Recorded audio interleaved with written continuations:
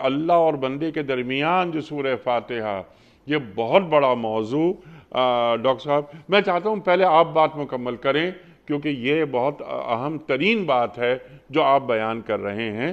اس کے بعد میں چند سوالات رکھوں گا کہ یہ سورہ شفا کیسے ہے، اور یہ کہ اللہ کے رسول فرما رہے ہیں صلی اللہ علیہ وآلہ وسلم کہ موت کے علاوہ ہر مرض کی شفا ہے سورہ فاتحہ۔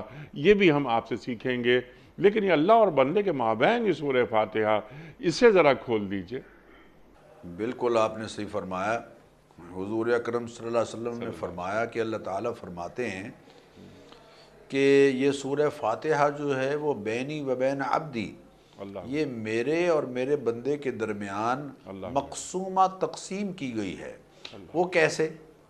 اور کاش کہ ہم جب سورہ فاتحہ پڑھتے ہیں تو ہم اس ارشاد نبوی پر کبھی غور کریں۔ انیک صاحب ہم غور نہیں کرتے، یقین کیجیے۔ ہم سورہ فاتحہ جس سپیڈ کے ساتھ پڑھتے ہیں، سورہ فاتحہ کا حق نہیں ہے وہ۔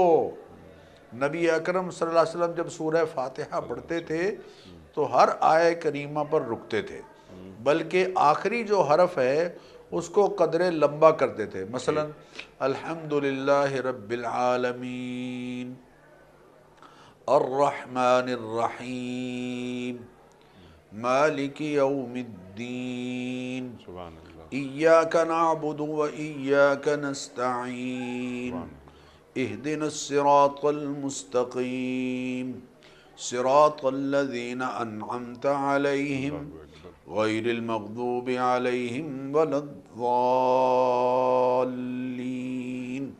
یعنی آخری حرف کو قدر لمبا کرتے تھے۔